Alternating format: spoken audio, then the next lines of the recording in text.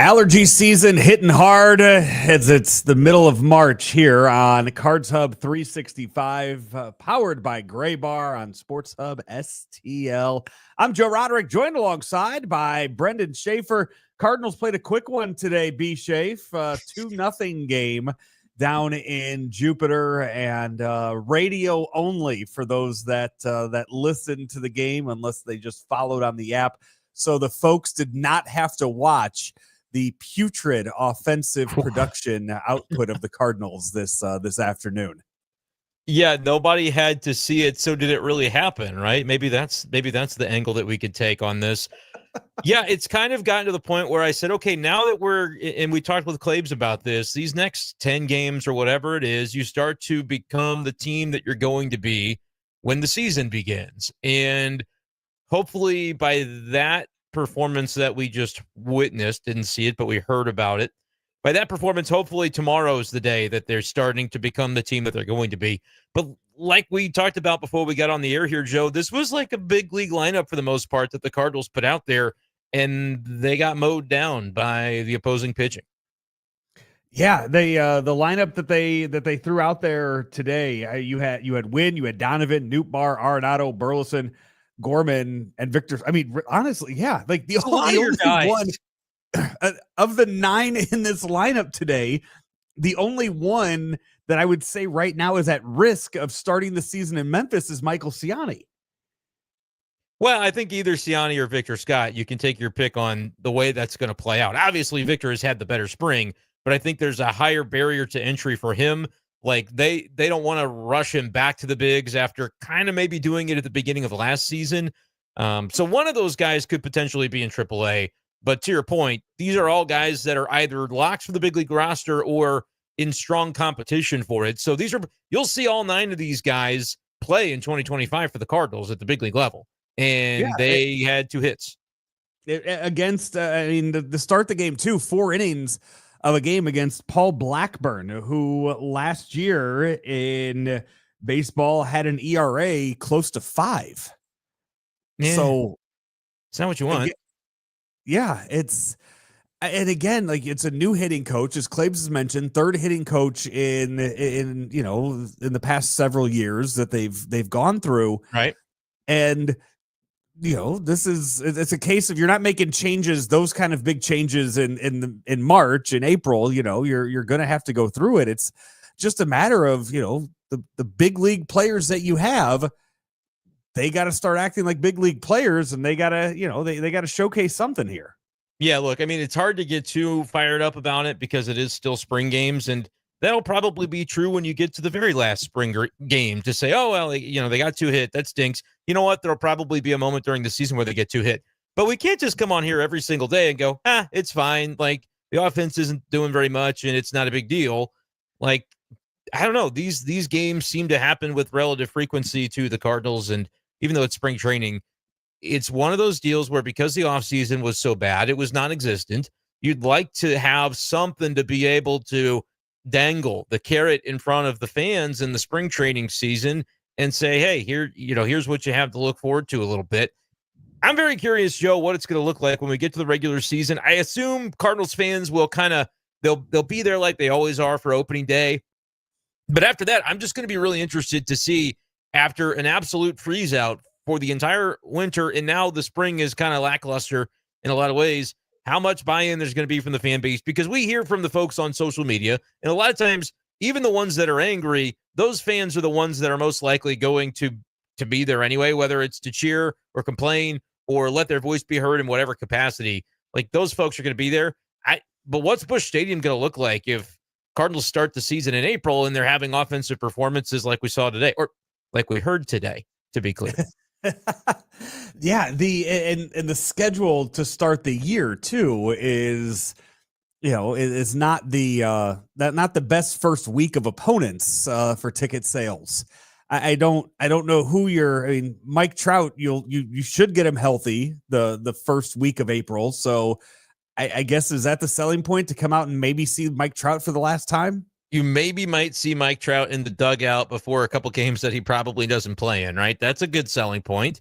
I think that's No, pretty good. Wait, is he out the beginning of the year? I just assume. I don't know. Isn't he? I thought there was an injury usually that I missed over in Arizona. No, I think you can count on Mike Trout on April 1st. Yeah, I don't know. I don't see any recent updates about an injury, so I guess he's in the clear for the moment. So he's playing right field. Fine. It's easier on his knees. It's one of the biggest position changes that took place in all of Major League Baseball this offseason. Really? Was Mike Trout moving from center to right field. Is it? And if you read the articles, Brendan, that is listed right up there of him going from center to right this late in his career is just a monumental change and something to be watched and taken note of.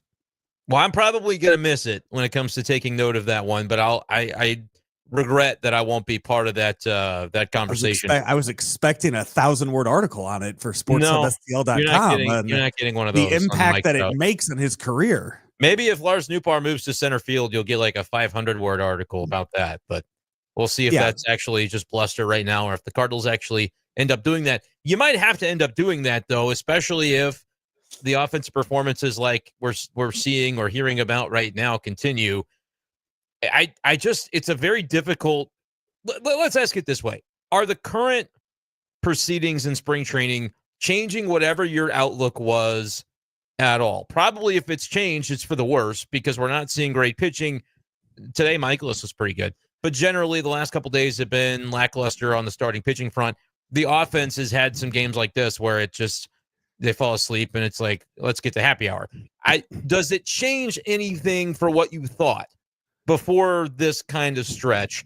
Which, the way I frame that question, it's also depending on what are your priors. Did you think this Cardinals team had a chance to surprise some people like they told us in January, or not? Would probably bake into how you answer this. But has it changed at all the way you're seeing the Cardinals perform right now? The other day, you could get on DraftKings, you could get Cardinals to win 87 or more games. You can get that for plus 370, Brendan. That was what those odds were on that. 87 and a half. Okay. Yeah. So if for people out there, no, 87 or more. So you could get right at 87. 87, not 87 and a half. Gotcha. 87 or more is what that was set at. So for those people that might have, put $10 down on that to win 47, seeing a game like today might make you regret putting that 10 spot down on that. That's what I want to know. Does it? I'm asking you, in terms of how are you allowing what you're seeing right now to bake into what you think about this team, or are you still in a mode of, I'm going to kind of let it, out with the bathwater? I'm not going to look too deep into these spring performances yet. Like, we're kind of at that in-between phase of spring where every fan is going to individually decide how much they think these games are meaning right now for the readiness of the Cardinals when you get to the season that does count. So I'm talking just for me. This is just from my standpoint on this. I have said on many different shows that we have done here in the last 3.5 weeks or so, I have tried to remain the ultimate optimist with the Cardinals season, thinking that the young players would produce, thinking that the guys that they are giving this runway to are capable of becoming a 500 team. And then from there, can you talk yourself into more wins on top of that? If you get me to 82, can you get me to 85? And, try to convince myself that this team is a team that can do that with career years out of a lot of different guys. I'm very well aware of that, but I would just hope that there would be some self-reflection on some of the things that went wrong last year with some of the offensive outputs of a guy like a Nolan Arenado, of a guy like a Nolan Gorman, that something would change this season. Not to mention the expected offensive output that that Wilson Contreras should have.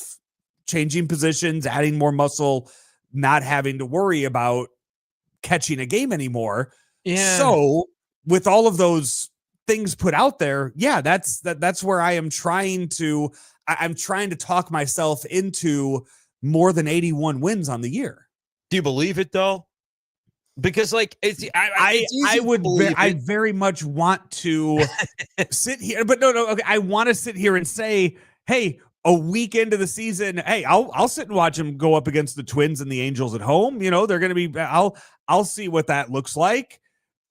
But am I willing to extend it much further than that? No. When I see 2 hits on a game on March 12th with a major league lineup out there, that tends to beat me down a bit on my optimism. So you are allowing some of this to play in, because I'm looking at it and saying a lot of the same things you're saying, which is like, I'll anchor to 83 wins from last year. I don't think they are a much worse roster than last year, because it's largely the same dudes, and the dudes that were replaced, I think from a production standpoint, if you just compare their 2024 stats, are replaceable. I think Goldschmidt's OPS from last year is replaceable. Now, Goldie in the clubhouse, maybe we're about to find out that his clubhouse presence, his defensive presence, not as replicable as you're hoping. And so you're going to lose wins from that. You might lose wins from the notion that, okay, you don't have Lance Lynn or Kyle Gibson, but you've got these other pitchers that are stepping into roles. At the beginning, it's going to be like full go Steven Matz, which you didn't really have last year. Is that a good thing or a bad thing? Who knows? Palante, full season of that. Is that a good thing or a bad thing? Who knows? That could be honestly where some of the drawback is. I'm trying to find, well, how are they worse than 83 wins if the roster's not all that different? Palante going from second half superstar with the best ERA in the rotation to maybe he's a 4.5 or a 5 ERA this year, a tick or two lower on the velocity, and turns into a question mark. Hope that doesn't happen. But if it did, and probably would be contributed to by the fact that their defensive lineup is going to be worse. Goldie is not there at first base. You're talking about putting Nootbaar in center, which is going to give you an outfield of Donovan, Nootbaar, Walker. It's not very good defensively. It's not a plus outfield defensively. I think to have a plus outfield defensively, you've got to have Scott or Ciani in center with Nootbaar to the one side, and then you're trying to account for the growth in the process that Walker's going to continue to go through. And right, that could be a plus defensive outfield. And maybe you're saying, well, Brendan, they're 22nd in runs scored last year, and they're getting shut out today on a 2-hitter as we're getting closer and closer to the season. I don't care about their defensive outfield. That's fine. And the Cardinals might decide they don't either. And they might decide that even though they might still think Pages is a better catcher defensively, Herrera's bat's got to be in there, so he's going to catch more than Pedro Pages, although Pages did have one of their 2 hits today. Victor Scott was the other. But if all of that happens and they say we are going to prioritize offense, okay, I want to know what the impact on Palante, pitch-to-contact guy, Mikolas, pitch-to-contact guy, and then really Matz and Fetty, neither of them are big K guys either. Sonny is the one guy who, ideally, he's more of your strikeout warrior, had 203 Ks last year. So maybe the defense behind him is not as impactful as the other guys. But if you're going all in on offense, A, does it work? Because they kind of had a lineup today that had a lot of guys that are going to be in that offense, and they didn't look that good. And B, what does it do to your rotation? Because that could be where you find suddenly, and I haven't even talked about the bullpen, that could be the recipe to this team doesn't win 83 games. It gets caught between the defensive club it wants to be, pushing the bats into the lineup, so the rotation stuffers, and they don't hit enough anyway because the guys aren't performing if they don't turn it around. And that's maybe the way you find yourself to 75 wins. And then what happens at the bullpen's not as good as it was last year. Like, I've been optimistic as well, but I think I could paint you a picture of a good Cardinals season and a bad one based on the way that we look at a few of these guys that are in key spots here for the team. Few things I want to touch on from what you've said, but I do want to say, and welcome on into the YouTube chat. Give us your thoughts as well with this. We need to see a lineup that resembles what it will be on opening day. We have twice. There has been some instances of that, right? Yeah, we have seen it. So that's I don't know. Maybe once we'll get that full lineup of what, when we see it, we'll say, hey, that's opening day. And that'll happen whenever Walker's back healthy, but I don't expect it to happen often. And that's okay. Today you had 10 guys, you had 9 guys in the lineup today that were all on your major league team last year. And I bet you could go through and probably find a lineup last year that had all those guys listed on it. Maybe close to it. I don't know that they had a left field or right field start for Siani with Victor in center. But to your point, like even if it's not the exact alignment, but I think to the point of the commenter, you might be saying, before I really get too concerned, I want to see the full lineup having down games like this. And again, tomorrow's Thursday. You'll have 2 weeks to the day as of tomorrow before opening day. I do think this is the point where we can start to have reactions to these games, and it's not, unreasonable. We don't have to kind of roll our eyes as much anymore and say spring training. At a certain point, you're like, all right, what's the production of some of these players, and what, therefore, can we expect when the season comes?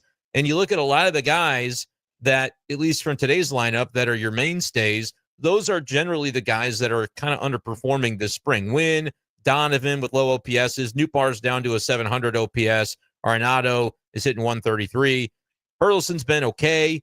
Gorman's down, we know. Like, up and down the lineup, you're starting to see, okay, this was a day where most of the guys that you saw are guys that you're going to see, and those spring numbers for those guys aren't great. If the whole team has bad spring numbers, maybe you don't change your opinion because these games don't count, but I don't think at that point it's crazy to go into the season going, I don't really know that all these guys are going to turn it around the way we had hoped with the new hitting coach and all those things. You do want to see it in the next 10 days of runway is where I think you have to start to see it in order to have any reasonable belief that it's going to be there when it matters. I am very much looking forward, and I don't know when you plan on starting this, Brendan, but I know you've done these the last few years. I was going to bring this up. Tweeting out, poll questions of the record to see how, see where you can land to about a 50-50 split on how many wins you think that they're going to get.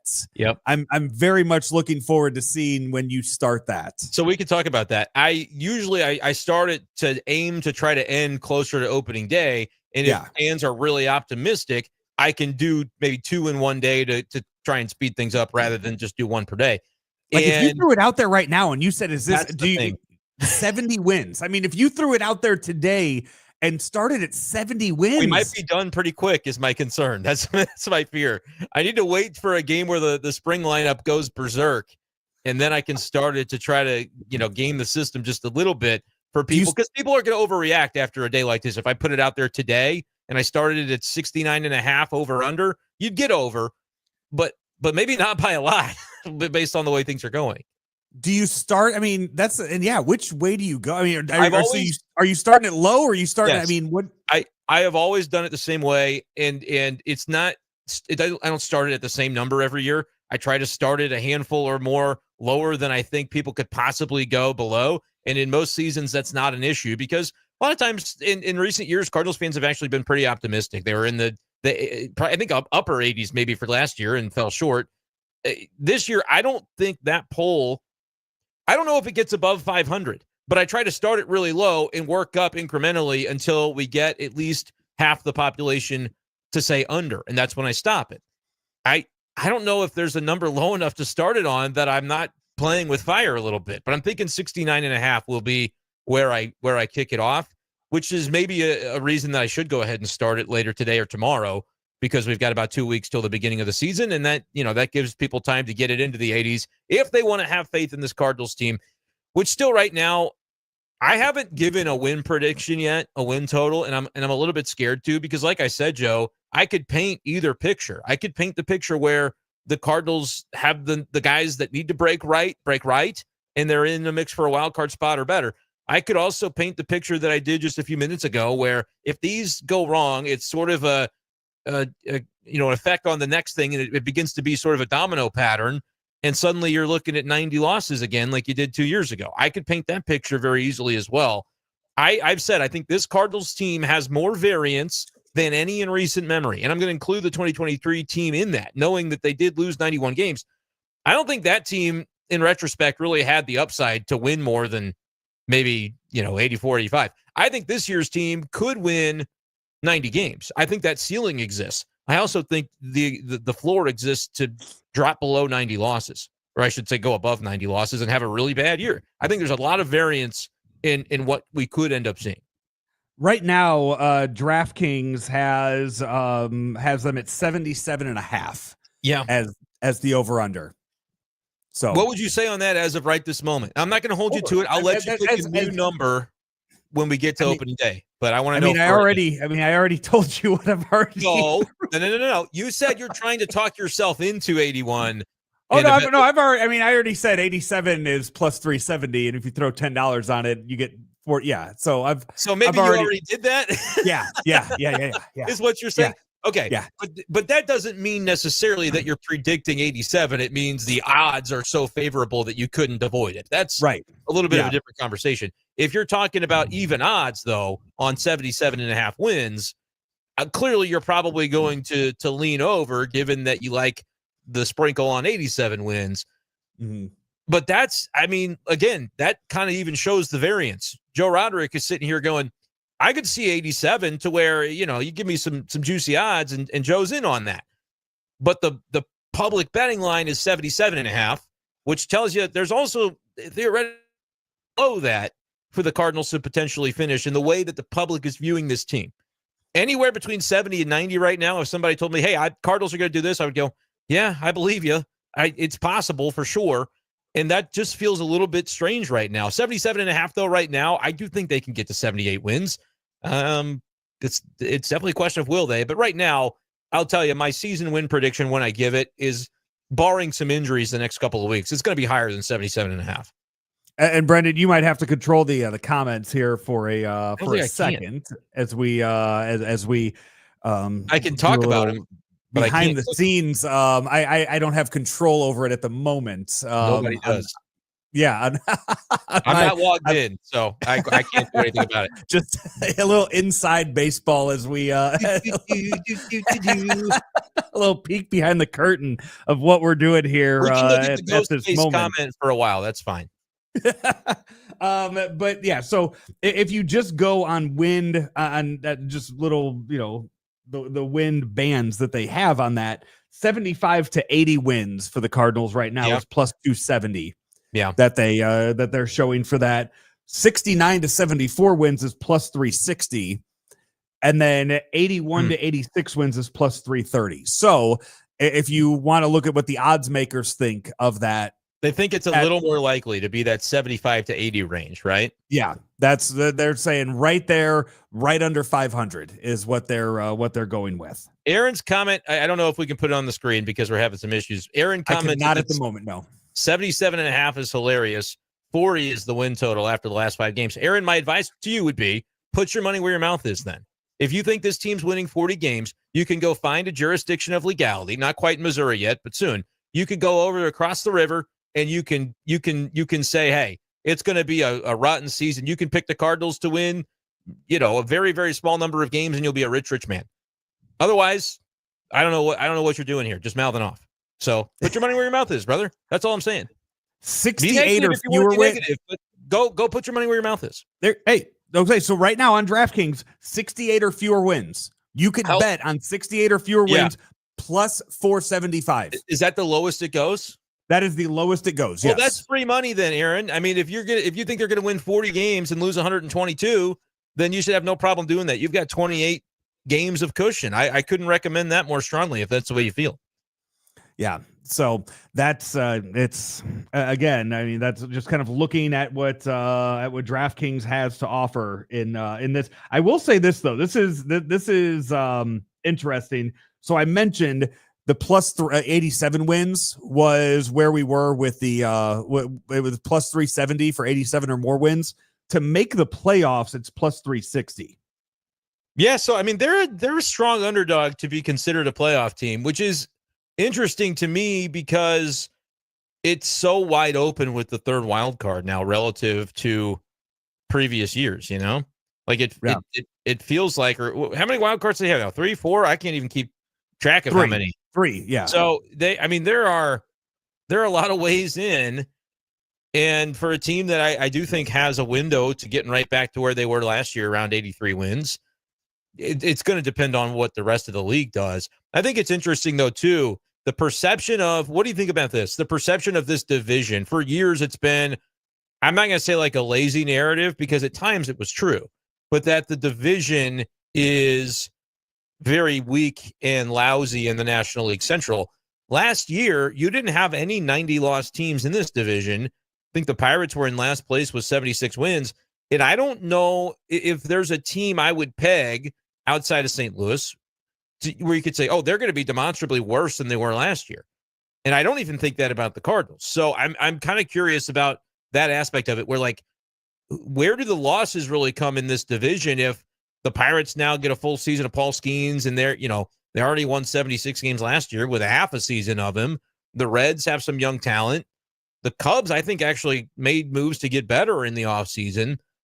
The division is no longer that walkover division. You don't have a superstar team, an elite team, Joe, but I do think you have enough solid teams to kind of make things interesting.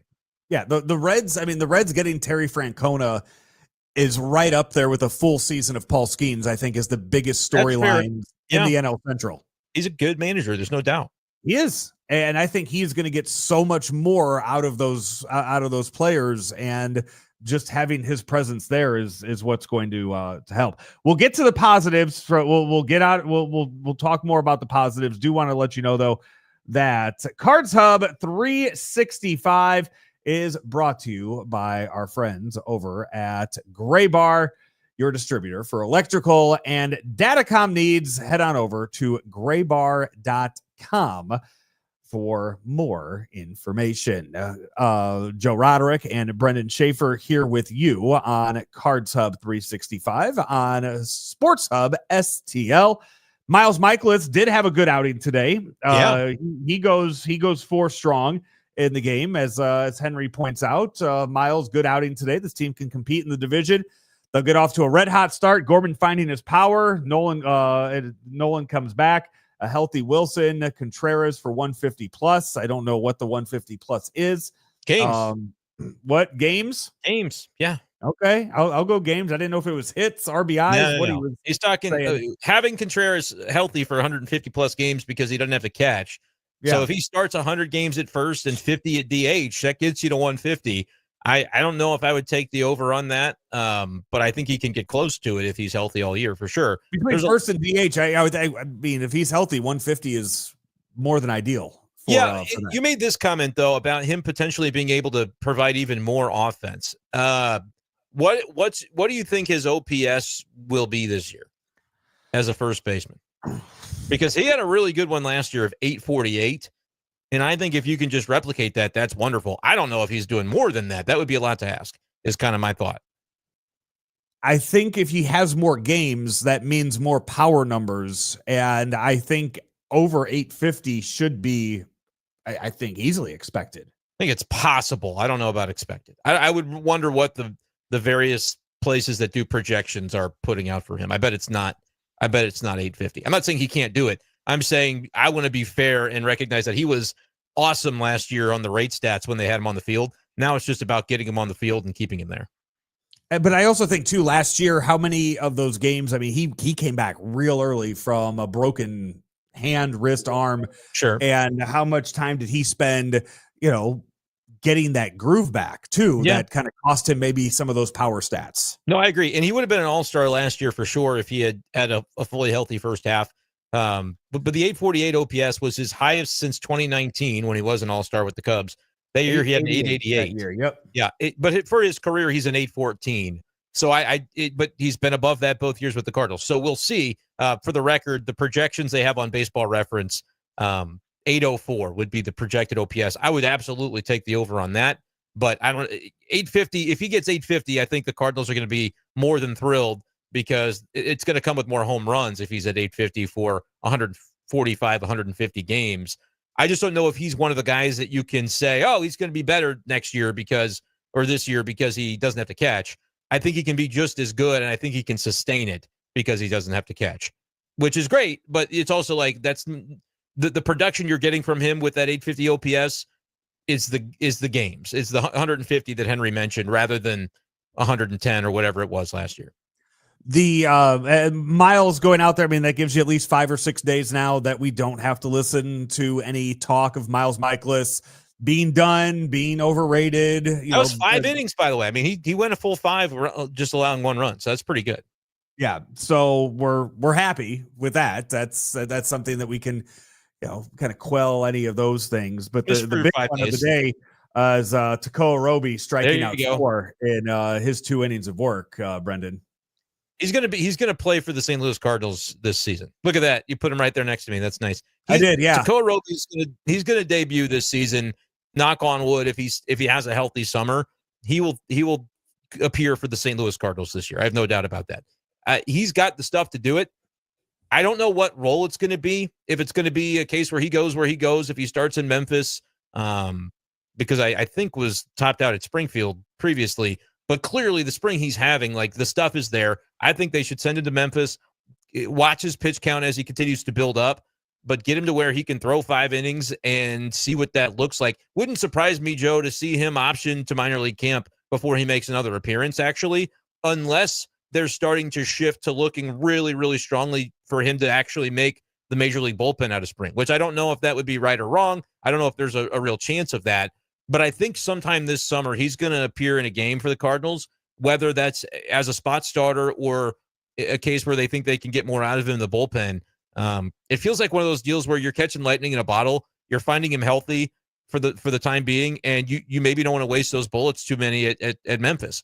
I'm very curious to see how aggressive they could be.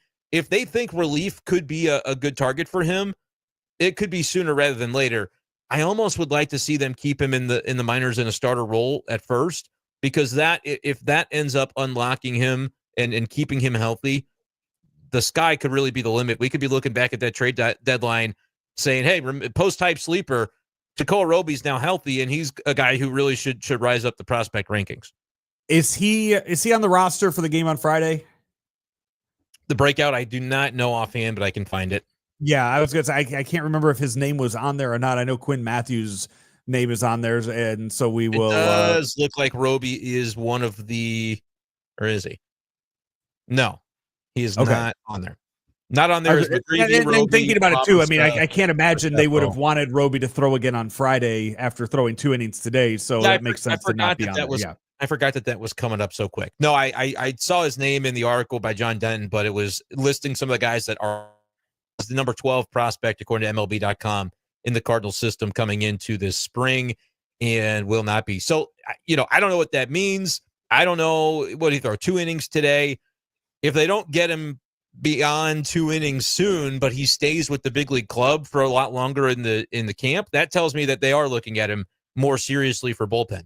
If he doesn't make another appearance because they send him down to continue stretching him out so he's ready to be at Memphis and throw 5 innings in a single turn, then I think that could come sooner rather than later. But we'll see. It's easy, though, to just be impressed by what he's doing right now. Again, I didn't get to see it because it wasn't on TV, but 4 strikeouts, 2 innings, and a bunch of goose eggs. The Cardinals have got to be thrilled with getting him and a healthy version of him so far this spring. Yeah, no complaints about the pitching today in the game. A 2-0 loss to the Mets at Jupiter. Again, they'll do it again tomorrow, and then I guess an off day technically with the breakout game on Friday. So I think you said that, but I don't think that's actually true. I don't know if you mentioned that the other day, but I don't think they're off on Friday. Is there still a game or? Yeah, like I don't know. It's just they have multiple stadiums down there. Friday they play the Mets. I don't know. It's the Cardinals play at the Mets 5:10. So they've got that's game. The breakout game. Oh, the Mets game is the breakout game? I believe the Mets game is the breakout game. Yes. Okay. I could be wrong. We're gonna get to the bottom of this because I don't want to tell people wrong if I was telling them wrong. When do the Cardinals play? They play the Marlins in the breakout game, 12:10 Eastern time on Friday. So it is not the breakout game. They do play on Friday. There is not an off day. Okay. We talked about that last time, and then I saw it, and I was like, wait a minute, we got to correct ourselves on that. Yeah. That's another issue then for MLB. If you're going to make this game a big deal, then you should make that the only game and give those guys a day off. It's the only game at the same time. There's a night game for the big league club. There's two games in a row. I think that's great. I don't know how big of a deal. Like, I guess it's televised. The breakout game is televised. Yeah, the Carries are doing that game together. Oh, that is cool. I did see that. Yep. Yeah. So we'll see. I think it'll be cool to you'll have 2 games on Friday. But yeah, I just wanted to make sure people knew the big team does play that evening. Good to know. Thank you for correcting me on that. I thought, with how much they hyped it up, I really thought that was the one game that they had. that day for that. So we will adjust our scheduling here on Sports Hub STL also for what we are covering on that day with Cards Hub 365, because Brendan, we will do this show 365 days a year. That's why it's called Cards Hub 365. That is what they tell me. Hey, how about this? You like this? I'm up right now in a fantasy baseball draft. We're doing a slow draft for our kind of like our minor league portion, and I'm just going to take Roby if he hasn't been taken. I'll do it live on the show. What inning are you in? Or what round are you in? I don't know. I'm not logging it. We have a bunch of keepers on our league, but I'm going to pick him right now, and I don't think he's been selected. So there you go. Just to show that I can put my money where my mouth is. I'll stash Roby because I think he does appear at some point this year. As a starter, though, if you're drafting him, I'm not telling you if he's going to be a starter or reliever when he shows up to the big leagues this year. But I think if he's healthy, he'll show up. Ideally, you'd rather him be a starter for sure. For fantasy, if he's starting for the St. Louis Cardinals this year, there's a lot that went really south. I don't know about that. Again, it's a long season, Joe. It's through September that the St. Louis Cardinals will be playing. I could paint you a picture where like Matz gets injured. Mikolas has struggles to where you get to August and he's not on the roster anymore. I could see those sorts of things happening for sure. And so, we'll end up having to see whether or not, as Joe completely disappears off the face of the earth, the question will be, do I just keep this going until he gets back? Stay tuned to find out. I could see Quinn Matthews, like he's ahead of Roby in the line. There's other guys that are ahead of Tekoa Roby, right? But if he performs, look, the way he's performing right now, 4 strikeouts in 2 innings today. So I could certainly see, and as Blind Justice mentions, he's been injured each of the last 2 seasons. So I think it could be a case where there's an innings limit on Tekoa Roby this year for sure, but you get into a spot where he could appear as a starter. I don't think he's going to be in the rotation for 3 months out of the season, but I think he could appear as a starter or could appear as a reliever. That's no guarantee on how many games he would pitch, though, Joe. You got me back?